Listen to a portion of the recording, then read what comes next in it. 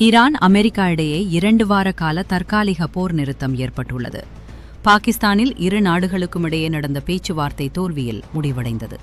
இதைத் தொடர்ந்து ஹார்மூஸ் நீரிணையை கட்டுப்பாட்டுக்கு கொண்டுவரும் திட்டத்தை அமெரிக்க ஜனாதிபதி ட்ரம்ப் அறிவித்தார். பிறகு அவர் ஈரான் துறைமுகங்களையும் கடல் பகுதியையும் முற்றுகையிடப் போவதாக அறிவித்தார். அதன்படி அமெரிக்க கடற்படை ஈரான் கடல் பகுதியை முற்றுகையிட்டுள்ளது.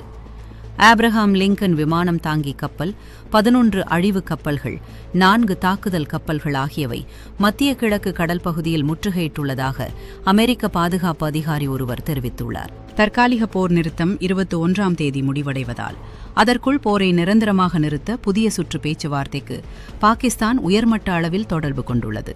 பாகிஸ்தான் பிரதமர் ஷெபாஸ் ஷெரீப், துணை பிரதமர் இஷாக் தார், ராணுவ தளபதி ஆசிம் முனீர் ஆகியோர் இதற்கான முயற்சிகளில் ஈடுபட்டுள்ளனர். அடுத்த சுற்று பேச்சுவார்த்தை நாளை வியாழக்கிழமை நடைபெறலாம் என்று பாகிஸ்தான் வட்டாரங்கள் தெரிவித்தன.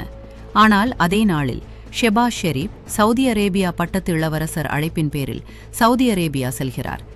எனினும் புதிய சுற்று பேச்சுவார்த்தைக்கு ஈரானும் அமெரிக்காவும் சம்மதித்துவிட்டதாகவும் தூதரக அதிகாரி கூறினார். இதுபற்றி கேட்டதற்கு அமெரிக்க வெள்ளை மாளிகை தரப்பில் எதுவும் தெரிவிக்க மறுத்துவிட்டனர். நாளை நடைபெறும் 2வது சுற்றில் பேச்சுவார்த்தையில் உடன்பாடு எட்டப்பட்டு நிரந்தர போர் நிறுத்தம் ஏற்படுமா என்ற எதிர்பார்ப்பு ஏற்பட்டுள்ளது.